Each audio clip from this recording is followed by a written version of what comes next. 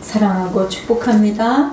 우리 옆에 분들하고 인사하실까요? 아유, 잘 오셨어요. 반갑습니다. 오늘 복을 많이 받으십시오. 이렇게 인사하시기 바랍니다. 오늘 하나님께서 저와 여러분에게 주신 말씀은 무너진 복을 재건하라는 제목으로 느헤미야 1장 1절에서 11절입니다.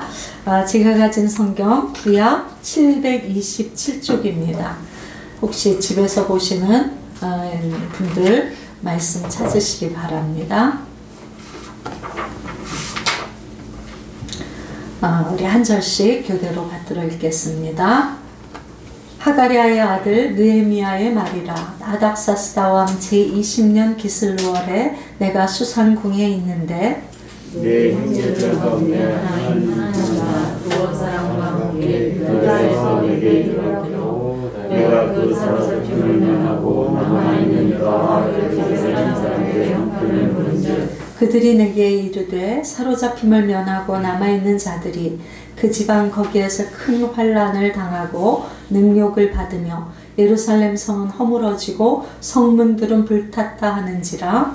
내가 말을 구하다 싸우고 목소리 또한 슬퍼하며 하늘의 하나님 앞에 음식하며 기도하여 이르되 하늘의 하나님 여호와 크고 두려우신 하나님이여 주를 사랑하고 주의 계명을 지키는 자에게 언약을 지키시며 긍휼을 베푸시는 주여 간구하나이다. 이제 종이 주의 종들인 이스라엘 자손을 위하여 주야로 기도하며 우리 이스라엘 자손이 주께 범죄한 죄들을 자복하오니 주는 귀를 기울이시며 눈을 여시사 종의 기도를 들으시옵소서. 나와 내 아버지들이 범죄하게 하여 주를 향하여 크게 악을 행하여 주께서 주의 종 모세에게 명령하신 계명과 율례와 규례를 지키지 아니하였나이다.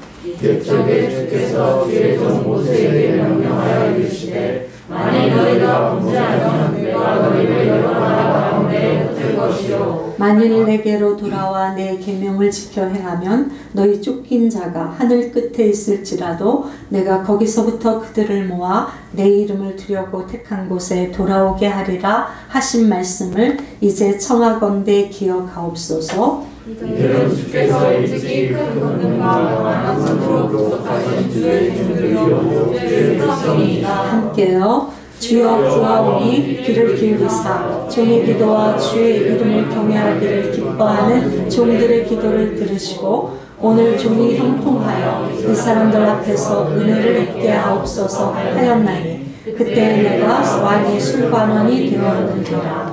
아멘. 오늘 주님이 저와 여러분에게 놀라운 말씀을 선물로 주신다고 생각을 합니다.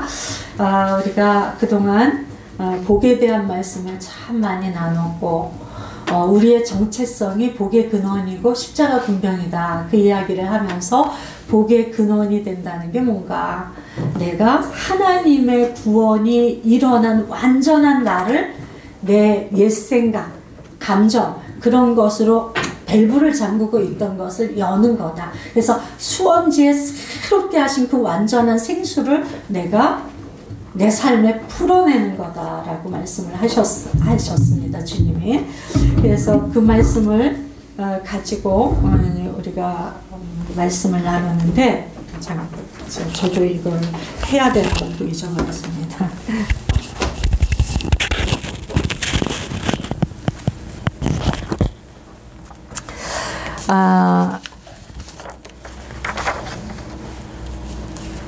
복이 뭘까? 그 생각을 했어요. 복이 뭐길래 우리를 복의 근원이라고 하시는가? 복이라고 그러면 어떤 게 복으로 느껴지시나요? 건강도 복입니다.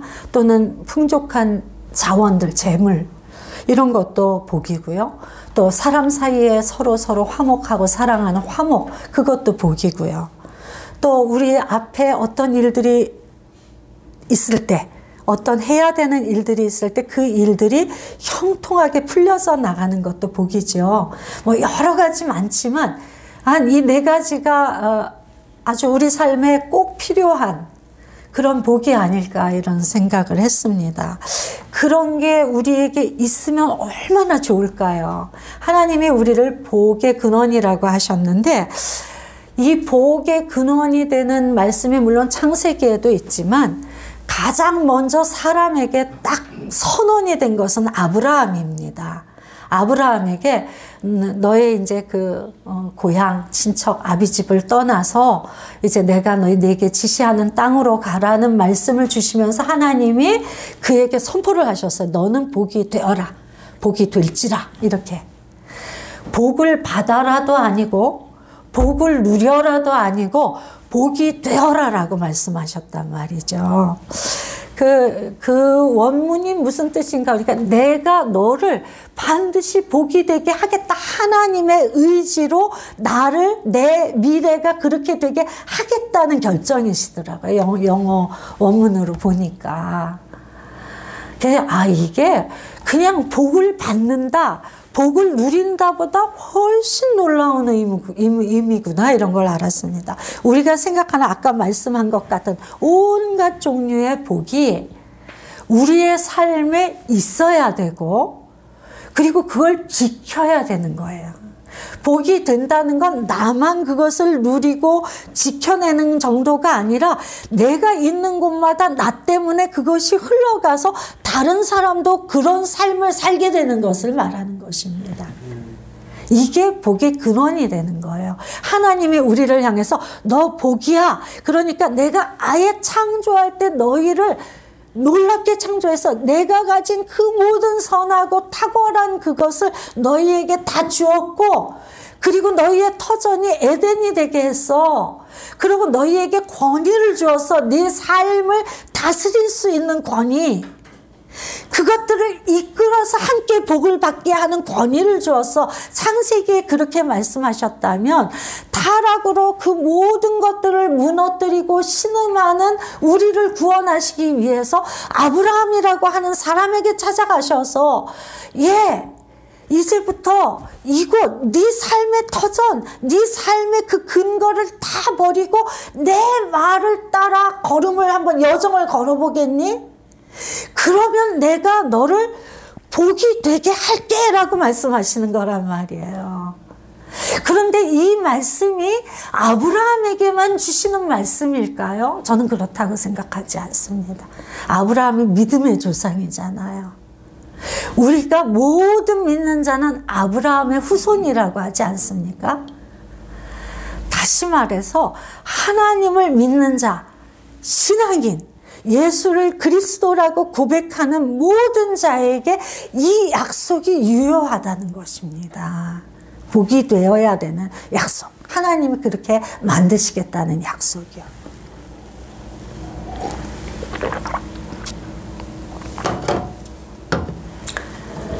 그런데 우리를 한번 돌아봅시다. 우리는 분명히 구원받은 그리스도인입니다. 그죠? 여기에 구원받지 않은 분 아무도 없습니다. 저는 아무도 없다고 확신합니다. 여기엔 다 구원받은 분들이고 그리고 주님의 말씀을 듣고 자라가고 있는 중입니다. 모든 출발점은 각각이 다르지만 모든 사람이 다 달라요. 출발점은 다 다르지만 주님을 만났고 주님 안에 거하기로 결정하였고 그래서 우리 안엔 주님의 일들이 일어나는 중입니다. 그래서 이 말씀은 우리 모두에게 주시는 말씀인데 구원받았다고 선언하시고 예수 그리스도 십자가가 우리의 모든 저주를 끊으셨다고 그랬단 말이에요. 죄로부터 지은 모든 죄, 그 무거운 죄책감, 그 부끄러움, 그걸 다 씻어서 완전히 죄가 1도 없는 사람처럼 우리를 대해주시겠다는 약속이에요. 그렇게 하고 계신 거예요. 그 구원이라는 게. 그죠? 여러분들 죄 이전 삶에 대한 죄책감을 가지지 마세요. 죄책감이 있으면 주님께 나아가 울고불고 매달려서 통곡을 하고 하나님 앞에서 씨름을 해서라도 하나님이 얼마나 그걸 깨끗하게 씻으셨는지 그 감각이 여러분 안에 임하시기를 축복합니다. 반드시요. 주님은 우리가 지난 과거에 저지른 모든 실수와 시행착오와 어리석음과 연약함과 그리고 그 모든 결과들, 안 좋은 결과들을 다 용서하셨습니다. 그리고 이제 우리가 복으로 잃어버렸던 복을 다시 재건축해서 수축해서 그 복으로 사는 삶을 인도하고 계시는 중이에요. 우리를 그 복된 삶으로 우리를 끊임없이 권면하고 가르치시고 경험케 하셔서 그곳에 딱 힘있게 서게 하시려는 계획 가운데 우리를 지금까지 눈도 떼지 않으시고 사랑으로 돌보고 계신 것입니다. 그것이 그리스도인입니다.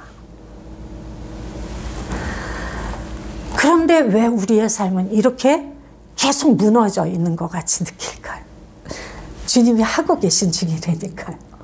지금 우리가 너무 몰라서 이 말씀의 의미도 잘 모르고 하나님 예수 그리스도가 십자가에 죽으시면서 모든 저주를 끊으셨다는 것을 너무나 관념적이고 이론적으로만 알아서 그것을 내 삶에서 눈을 딱 뜨고 그 의미가 무엇일까 궁금히 여기고 하나님 내가 무너지고 저주 가운데 있는 것 같을 때 그 하나님의 이 약속의 말씀 앞으로 달려나가서 하나님이 행하신 그 완전한 구원은 내 삶에 어디 있느냐고 질문할 줄을 몰라서 내가 어떻게 하면 그 완전하게 이루신 십자가의 승리의 삶을 살겠느냐고 그걸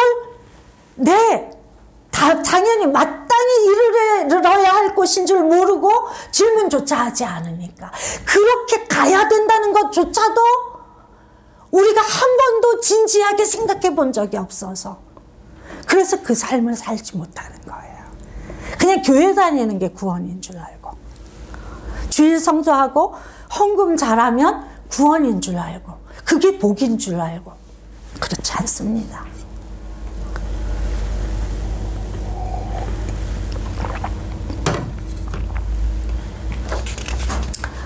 주님은 그런 정도가 아니야.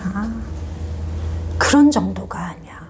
그럼 우리가 모두 건강하고 모두 성공하고 모두 돈도 많아질까요? 그걸 의미하시는 걸까요? 아니요. 건강해도 복으로 살고 병이 걸려도 복이 되는 거. 병이 복이 되는 거예요. 부자라도 복이 되고 복의 근원이 되고 내가 가난해도 그것이 복이 되는 높은 자리에 있어서 총리가 되었어도 복이고 내가 청소부를 하다 복이 되는 진짜 그리스도인의 삶이요. 그걸 말씀하시는 거예요. 근데 주님은 우리에게 그 놀라운 은혜를 다 준비하고 계시다는 거예요. 힘있게 사는.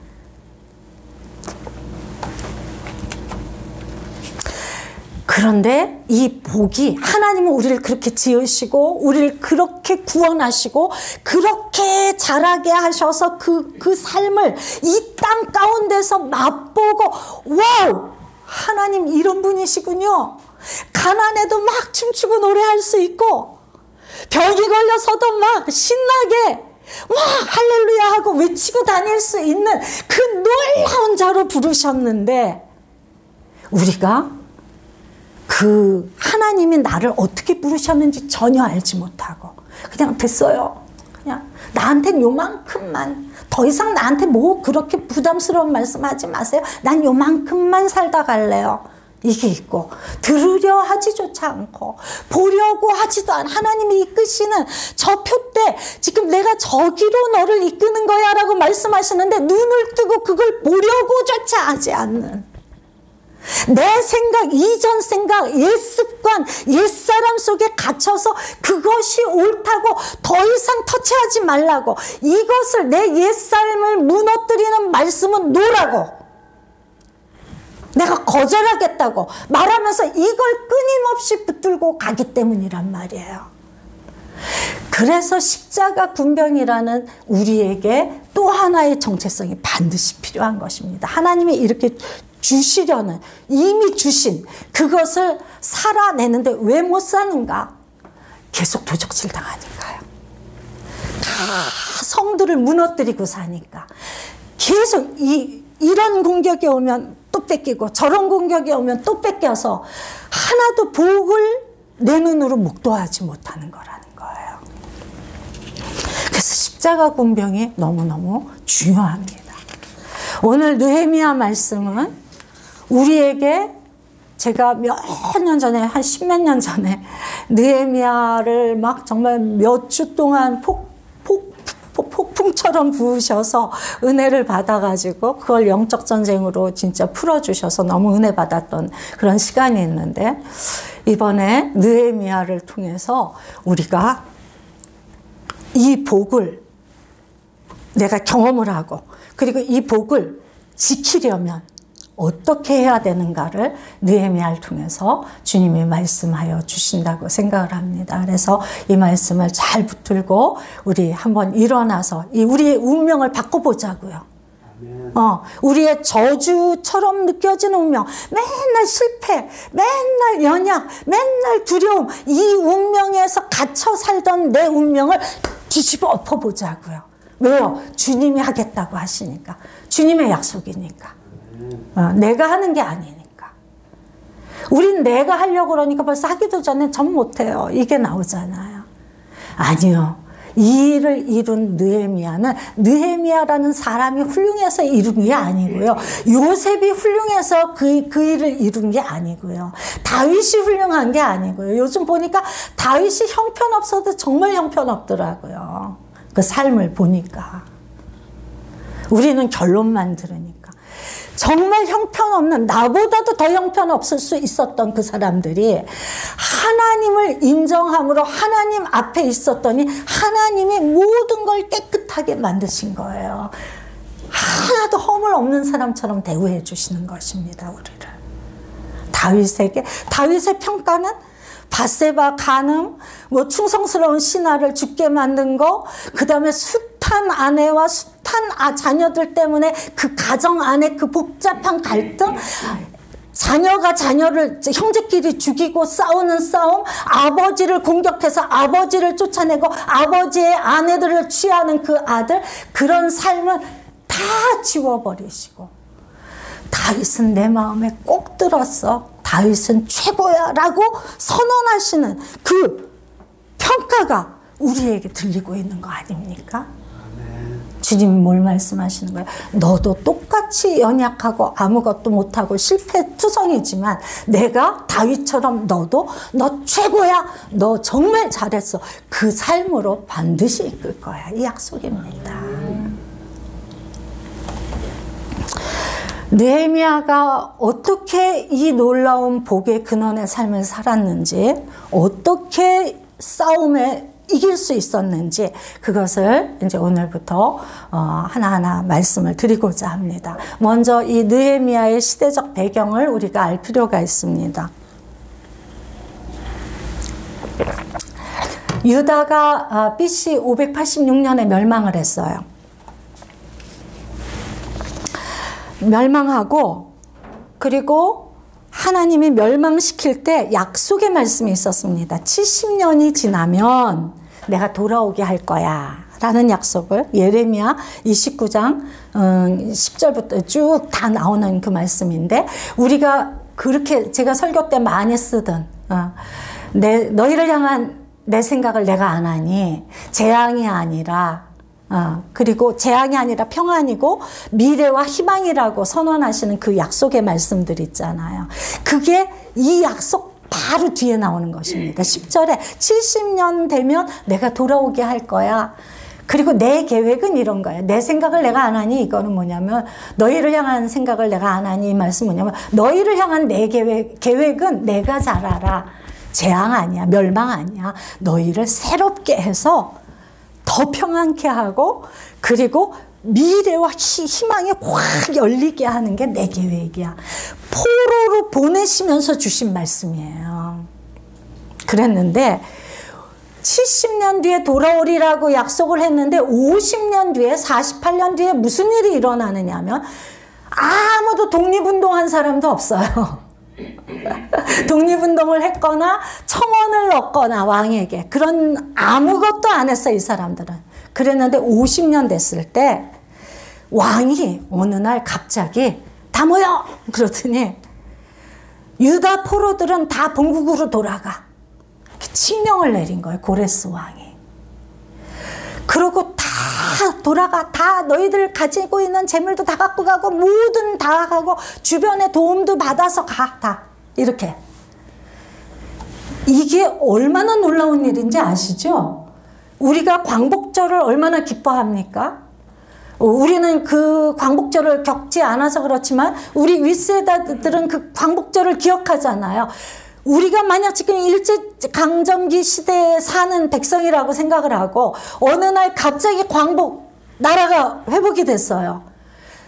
그때는 애고 어른이고 할 것 없이 다 태극기 들고 거리로 뛰어나가잖아요. 내성적인 사람, 외향적인 사람 없잖아요. 내성적이고 나는 사람 앞에 못 서요. 그런 게 어디 있어요? 태극기 들고 미친 듯이 뛰어나가서 뛰어다녔겠죠.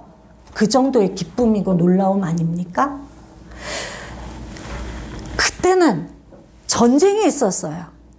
연합군도 있었고 뭔가 그 세계 전쟁이 있었어요. 그런데 여긴 전쟁도 없었단 말이에요. 독립운동가도 없었어요. 감옥에 갇힌 리더도 없었습니다. 그랬는데 왕이 어느 날 갑자기 왕의 생각이 바뀌어서 칙령을 내려서 다 돌려보내는 거예요. 이게 기적 아닙니까? 그런데 50년 뒤에요. 70년 뒤가 아니라. 가서 무슨 칙령을 내리냐면 그냥 돌려만 보내는 게 아니라 다 지원해 줄 테니까 너희 예루살렘 성을 재건을 해. 성전 다 재건해. 이렇게 왕이 지원자가 스폰서가 돼가지고 모든 걸 지원하는 거예요. 그래가지고 시편 126편에 보면은 1절 2절 126편이 그 돌아가는 포로들의 기쁨을 노래한 거예요. 여호와께서 시온의 포로를 돌려보내실 때 우리는 꿈꾸는 것 같았도다. 그때 우리 입에는 웃음이 가득 찼고 혀에는 찬양이 있었도다. 얼마나 기쁜지 아시겠죠? 그러고 돌아갔단 말이에요. 돌아갔는데 성전 건축이 그 왕의 지원이 있었음에도 불구하고 이루어지지 않습니다. 왜요? 엄청난 반발에 부딪혀요. 거기에 기존으로 있었던 사람들, 사마리아 사람들이 엄청나게 회방을 합니다. 그래서 못 짓습니다. 한 15년, 10몇 년, 18년? 정도 지난 다음부터 성전 건축이 다시 시작이 되면서 23년 정도, 5년 정도 지나서 완성이 됩니다. 그렇게 겨우 완성해 놨는데 그러고 한 60여 년이 지나서 느헤미야 시대가 온 거예요. 그 사이에 무슨 일이 일어났는지 다시 무너져 버렸대요. 성전이고 성벽이고 다.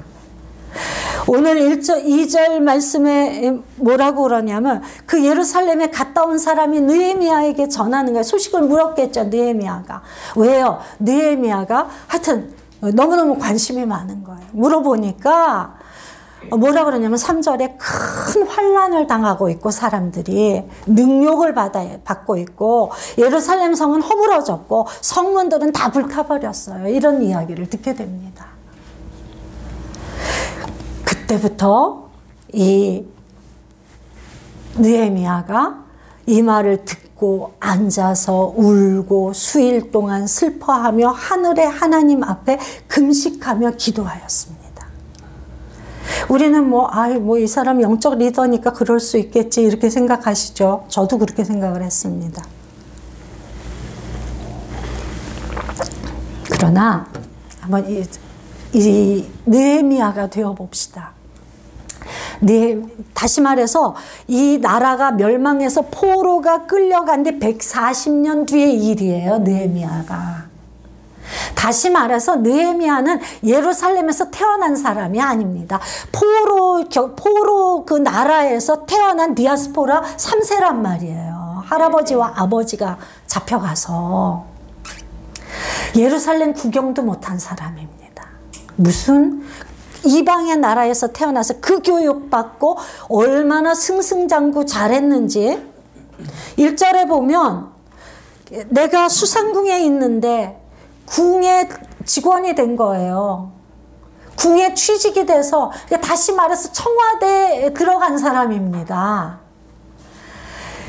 3세로서 얼마나 착실하게 자기 삶을 잘 살았는지 성공적인 삶을 산 사람이에요. 이 사람이 뭐가 아쉬워서 예루살렘을 그리워합니까? 뭐가 아쉬워서 예루살렘이 무너졌는지 안 무너졌는지 그게 궁금하겠습니까? 자기 잘 먹고 잘 사는데. 너무 놀라운 특별한 마음 아닌가요? 저는 이 느헤미야가 얼마나 복된 사람인지, 이 마음이 특별한 사람이었다는 거죠.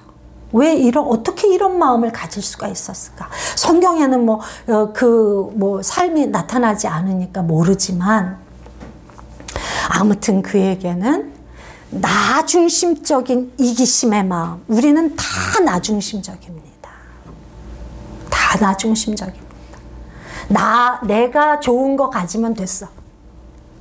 내가 편안하면 됐어. 나 잘 먹고 잘 살면 최고야. 그거로 끝인 사람이에요. 이게 뭔지 아세요? 이게 육적인 관점입니다. 나 하나 잘 되면 돼. 이게 지극히 육적인 관점이에요. 이게 우리의 예전 모습입니다. 하나님이 복된 사람이라는 말씀을 주시면서 우리에게 주신 말씀이 누구든지 그리스도 안에 있으면 새로운 피조물이라 이전 것은 지나갔으니 보라 새 것이 되었도다잖아요. 근데 뭐가 새 것이 되었습니까? 이전 것은 뭐고 새 것은 무엇입니까? 이전 것은 나밖에 모르는 이기적인 마음, 나 하나 잘 먹고 잘 살면 돼, 나 행복하면 돼, 나 평안하면 돼, 이거로 그치는 게 이전 삶입니다. 이전 마음입니다. 그러나 이 사람 안에 이상하죠? 새 일이 시작이 되는 거예요. 마음이 새로워진 것입니다. 보라 새 것이 되었도다가 느헤미야예요. 왜 무슨 사정에 있어서 어떤 상황에서 그런 게 임했는지 저는 알 수 없습니다만 이 사람에게 나 하나 잘 먹고 잘 살면 돼가 사라지고 새 마음이 들어오는 거예요.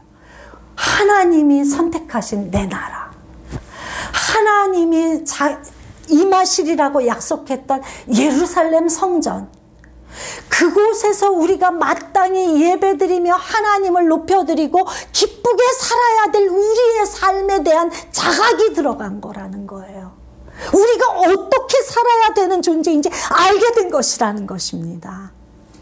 우리가 그저 내 성공, 내가 찬란하고 빛나는 존재가 되는 것이 그게 내 만족이 아니라 그렇게 가도 우리는 황폐하고 메마르고 사망 가운데 거할 수밖에 없는, 우리가 돈이 없지 않은데 불행하고 성공하지 않은 게 아닌데도 불행하고, 왜 높은 자리에 계신 분들이 이상한 그런 무리를 일으킬까요? 그 높은 자리가 만족을 주지 못하기 때문에 그런 거예요. 그게 나를 행복하게 못 만드니까 더 큰 행복, 더 뭐가 있다, 그러다 보니까 이상하게 나가는 것입니다. 그것이 나를 행복하게 하지 못하는데 이 새 마음이 들어오면 우리는 정말 복된 사람이 됩니다. 만족함이 임하는 거예요. 내 안에 생수의 강이 터지는 거예요. 내 생각이 생명력 있는 생각이 되고요. 내 감정이 생명력 있는 감정이 되고요. 내 행동과 선택들이 생명력 있는 것들이 되는 거라는 거예요. 이 새 마음이 있어서 그는 울며 기도할 수 있었던 거예요. 또 하나 놀라운 것은 이런 이야기를 들었을 때 우리의 이전 사람이라면 어떻게 행동할까요? 뭐 하는 거야? 그 놀라운 기적을 맛보고 그 땅에 돌아간 그 귀한 한 사람들은 도대체 뭐 하고 있어? 이런 비난 나오지 않을까요? 그 리더는 뭐 하고 있길래 그 지경을 만들었대? 리더 바꿔야 되는 거 아니야? 이런 이야기 나오지 않을까요?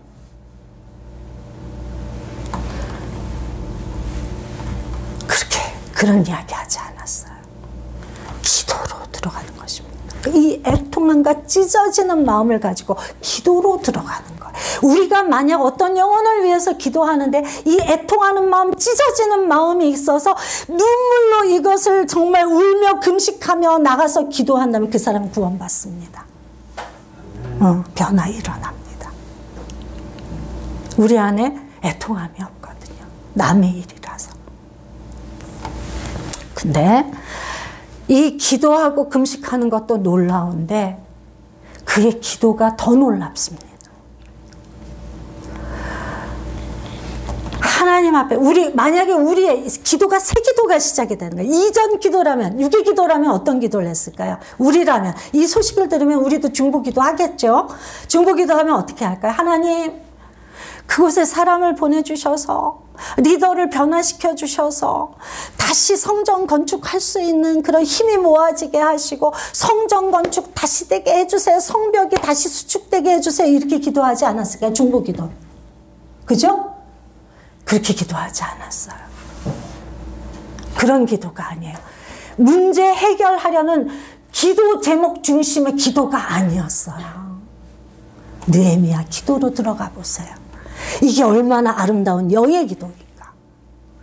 성령이 아니고서는 할 수 없는 기도가 터진다는 거예요. 뭐라 그러냐면 5절에 보면 하늘의 하나님 여호와, 크고 두려우신 하나님, 주를 사랑하고 주의 계명을 지키는 자에게 언약을 지키시는 하나님, 긍휼을 베푸시는 하나님이요.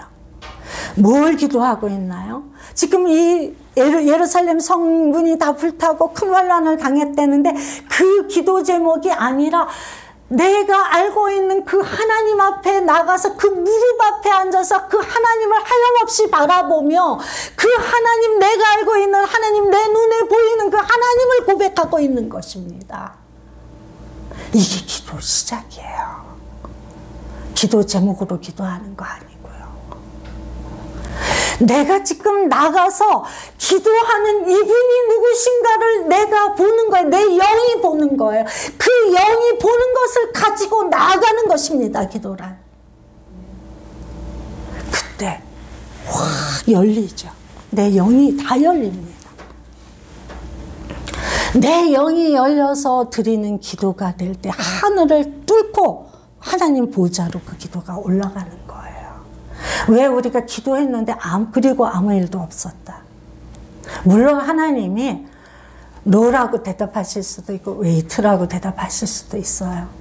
그렇지만 왜 우리가 기도해놓고 무력감에 빠지는가? 기도해봤자 아무 소용없는 것 같은데 기도한다고 다 되나? 성도들이 그 말을 후렴구처럼 하고 있잖아요. 기도한다고 다 되나? 기도한다고 다 됩니다. 저는 그렇게 생각해요. 주님이 노라고 대답하신 것뿐이지 안 된 게 아니에요. 내 영혼이 열려서 주님이 왜 노라고 하셨는지 그 노를 붙들고 힘있게 살아가야 되는데 내가 원하는 대로 안 됐다고 기도응답 안 됐어라고 말하는 그게 사단의 계략이죠. 안 들으시는 게 어디 있습니까? 안 이루시는 게 어디 있습니까? 너희는 부르짖으라. 내 귀에 들린 대로 내가 다 시행하리라. 이것이 하나님의 약속입니다. 이 절대적인 믿음이 성도들에게 있어야 돼요. 이 절대적인 믿음을 가지고 하나님께 나가서 기도하는 것이고 이 절대적인 믿음으로 하나님의 응답을 받는 것입니다. 그런다고 다 되나? 종려나무숲교회는 절대로 평생 동안 그런 말은 한마디도 들리지 않는 교회가 되기를 주님의 이름으로 축복합니다. 느헤미야는 하나님을 너무너무 잘 알았어요. 너무 잘 알아서 그런 하나님께 나아가서 하나님만 잘 안 게 아니라 자기를 환히 깨고 있습니다. 자기뿐만이 아니라 자기라고 하는 존재로 대변하는 모든 인간, 이 이스라엘 공동체의 현주소가 무엇인지를 환히 꿰고 있었다는 거예요. 어떤 것입니까? 범죄한 자들이요. 범죄하는 죄가 있는 자요. 악을 행하는 자요. 크게 악을 행하는 자요. 여러분들은 선하다고 생각을 하시나요? 범죄하지 않는다고 생각하시나요? 만일 너희가 죄가 없다 하면 그것은 거짓말하는 자니라고 성경에 분명하게 말씀하고 계십니다. 네가 너 자신을 생각할 때 죄가 없는 것처럼 느끼고 있니? 너는 지금 제대로 못 보고 있는 거야. 제대로 못 보고 있는 거야. 네 모습을 전혀 보지 못하고 있는 거야. 눈이 감긴 거야. 라고 말씀하고 계시는 거예요. 우리의 현주소는 큰 죄인입니다. 큰 악의 사람들입니다. 그래서 하나님의 말씀을 귓등으로도 듣지 않아요. 하나님이 오늘 이 시간 여기에 서서 왜 이 말씀을 하시는지 이게 명확한 이유가 있음에도 그렇게 듣지 못하는 눈 멀고 귀 먼 거예요. 우리의 그것이 죄고 악입니다. 우리의 현주소를 정확하게 알고 있어요. 주님, 우리가 어떤 자인지 알고 있습니다. 포로가 된 일, 우리 안에 복이 다 상실된 것 같은 현실에 일어나는 모든 일들이 주님, 우리로 인한 것입니다. 내가 교만합니다. 뭐 그렇게 잘못은 안 했다 하더라도 주님, 제가 하나님을 하나님으로 여기지 못하였습니다. 그걸 절절하게 알아야 돼요. 우리는 기도할 때 내가 하나님을 하나님으로 전혀 생각하지 않은 이 죄와 악이 얼마나 큰 것인지 우리는 절절하게 알아야 되는 것이라는 거예요. 성경에 생명의 삶에 여기 다 하셨지만 죄는 무엇이다, 무엇이 죄다 라고 죄를 규정하는 1, 2, 3 세 가지가 있지 않았습니까? 거기에 하나님의 법을 법이라고 생각하고 내 법이 법인 사람, 무법자. 하나님이 어떤 것이 하나님이 믿음으로 주시는 것들이 있는데 알면서도 행하지 않는 것. 내 미래가 내 손에 달린 것처럼 생각하는 것. 그게 죄, 성경이 규정하는 죄의 정의입니다. 우리 거기 다 걸리잖아요. 하나님이 우리를 정죄하시기 위해서 그 말씀을 주셨을까요? 아니요. 아니요. 오직 복으로 나가기를 바라시는, 우리가 그 복 그 자체로 살기를 원하시는 그 주님이 그 복의 문을 여는 키가 바로 그 한 가지이기 때문에 하나님을 하나님으로 아는 것, 인정해드리는 것 외에는 아무 방법이 없기 때문에 그것을 말씀하고 계시는 거예요. 느헤미야는 그걸 정확하게 안 사람입니다. 그리고 약속을 붙들고, 약속을 믿음의 사람입니다. 믿음의 기도를 한 거예요. 하나님이 옛적에 이렇게 약속하셨잖아요. 우리 너희 범죄하면 흩을 거지만 너희가 돌아와서 내 계명을 지키며 다시 다 돌아오게 할게, 이렇게 약속하셨잖아요. 이 사람은 하나님이 약속하신 것을 반드시 지키시는 분임을 믿었습니다. 내 상황에 따라 내가 될 것 같으니까 믿고 안 될 것 같으면 안 믿는 게 아니라 하나님이 말씀하셨으면 반드시 이루신다는 믿음이 있었다는 거예요. 여러분의 판단을 믿지 마세요. 여러분이 될 것 같으면 되고 안 될 것 같으면 안 됩니까? 아니요. 죽어도 안 될 것 같아도 주님이 하시겠다 하면 되는 거예요. 그게 믿음입니다. 그 믿음의 기도를 한 거예요. 주님은 이렇게 약속하셨잖아요. 저는 그 약속을 믿습니다. 그리고 이야기하는 거예요. 우리는 하나님과의 관계가 어떤 관계예요? 하나님의 백성, 하나님의 종이잖아요, 우리가. 비록 잘못했지만 우린 하나님께 속한 자입니다를 선언하는 거예요. 하나님 앞에서 이건 내 확신과 고백이잖아요. 내 신앙 고백이잖아요. 내가 비록 연약하고 시행착오도 많고 실패도 많고 실수도 많지만 죄도 가끔 저지르고 이러지만 하나님, 제가 내 영혼이 압니다. 나는 하나님께 속한 자예요. 원수에게 속한 자 아니고요. 세상에 속한 자 아니에요. 라고 말하는 거. 이게 우리 기도의 기반입니다. 이 믿음이. 그러면서 11절에 구체적이고 실제적인 요청을 해요.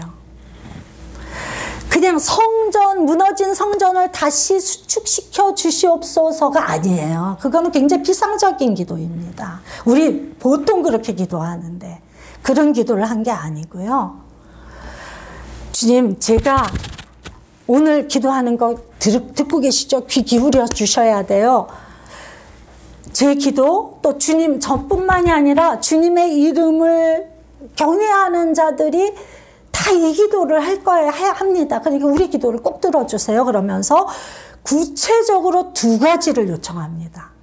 한 가지는 뭐냐면 저에게 형통한 길을 주세요. 형통을 주세요. 이거 성공이 아닙니다. 지금 이 제목, 왜 울고 기도합니까? 딱 한 가지 기도 제목을 갖고 하는 거잖아요. 예루살렘 성이 무너진 것에 대한 기도잖아요.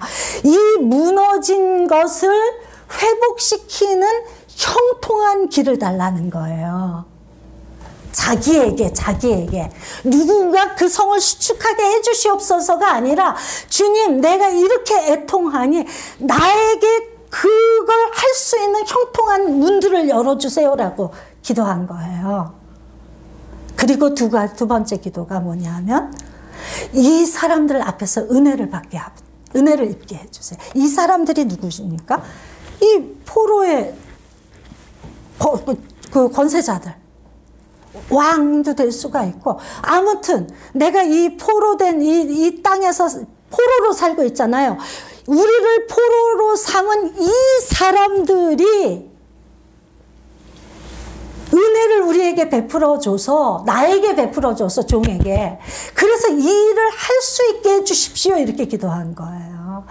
굉장히 실제적이고 구체적인 기도를 한 것입니다. 그랬더니 응답이 되었습니다. 그가 왕의 술관원이 된 거예요. 저는 이 느헤미야 말씀을 제가 그 막 은혜 받고 묵상할 때 이전에는 본래 술관원이었는 줄 알았어요. 설교 들을 때 항상 본래 술관원처럼 말씀을 들었어요, 제가. 그랬는데 제가 묵상을 하면서 깜짝 놀란 게 이렇게 기도했더니 술관원이 된 거예요. 왕의 술관원. 왕의 술관원은 청와대 비서실장, 경호실장 같은 자리입니다. 뭐 이렇게 하인이 아니에요. 그 왕의 그 식탁에 올려진 그 음식들을 다 자기가 책임지고 이렇게 만든.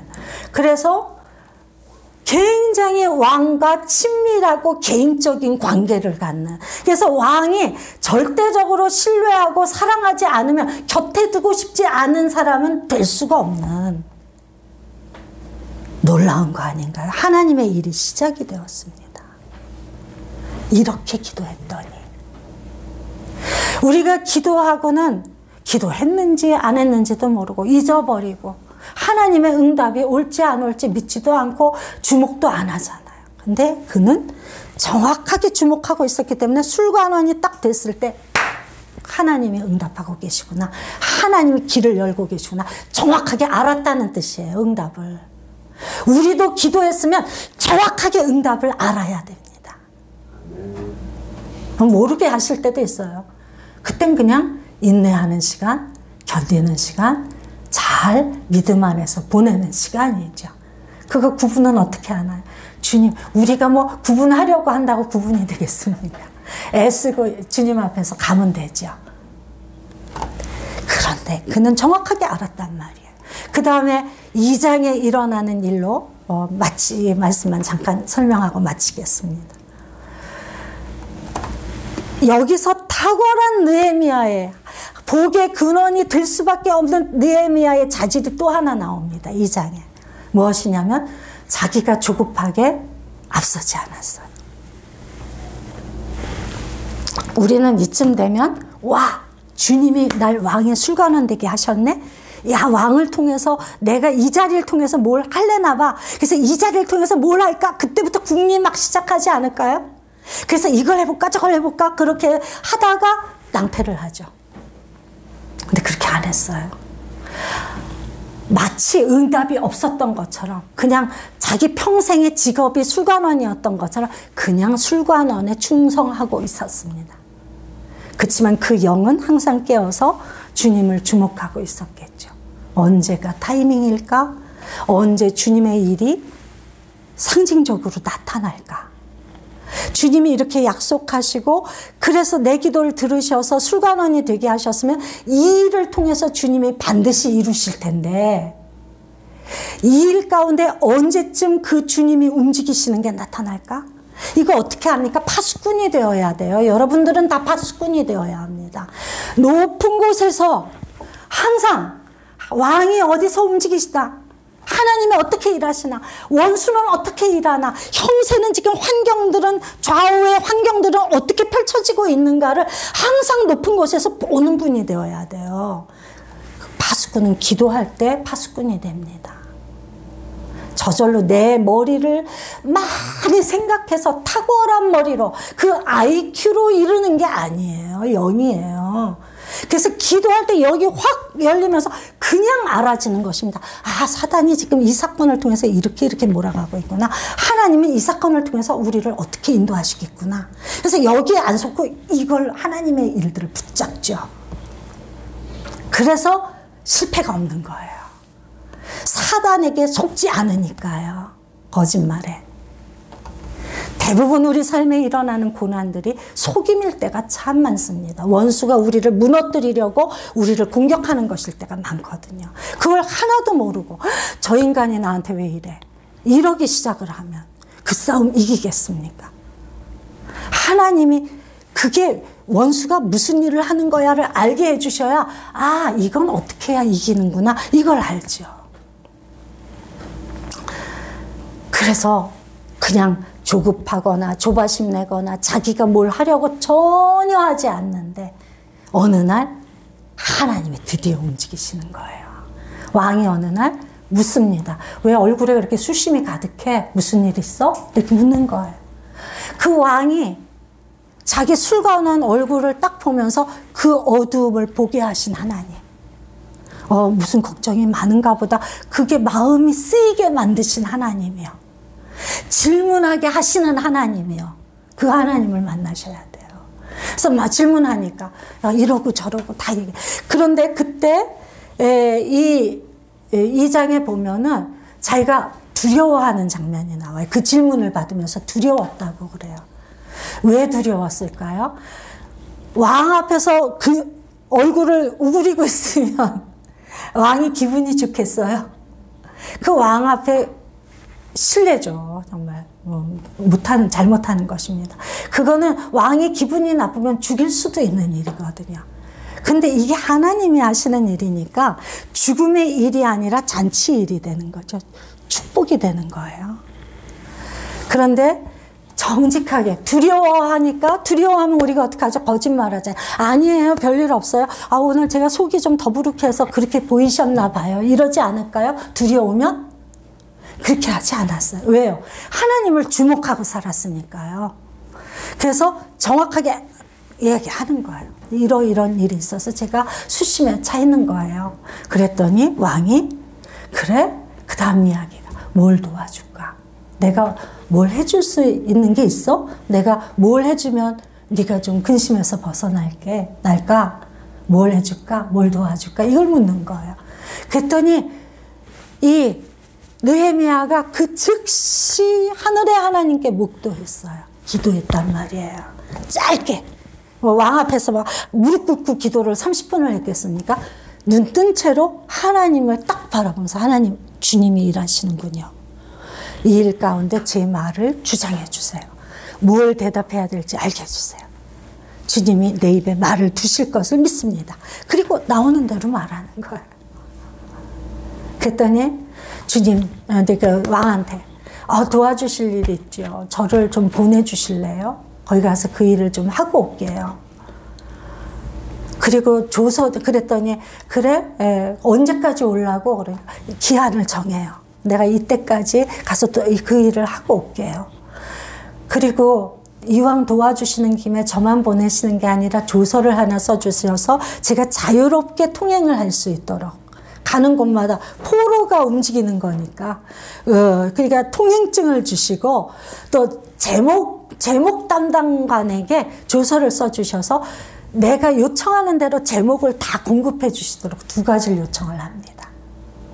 그런데 하나님의 일이잖아요.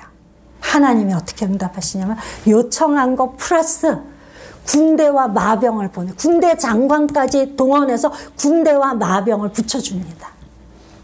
얼마나 놀라운가요? 그래서 간 거예요. 오늘 말씀은 여기까지만 하겠습니다. 얼마나 놀라운 삶입니까?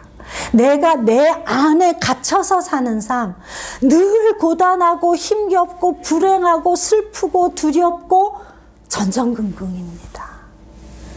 그래서 내 영혼이 행복하지 않아요. 내 삶이 절대로 행복하지 않아요. 저 작은 공격만 와도 죽을 것 같이 힘겨워집니다. 우리가 우울로 들어갈 수밖에 없고. 하나님은 거기서 우리를 건지시기 바라세요. 여러분들, 저와 여러분 보고 연약하다, 못한다, 꾸짖으시려는 게 아니고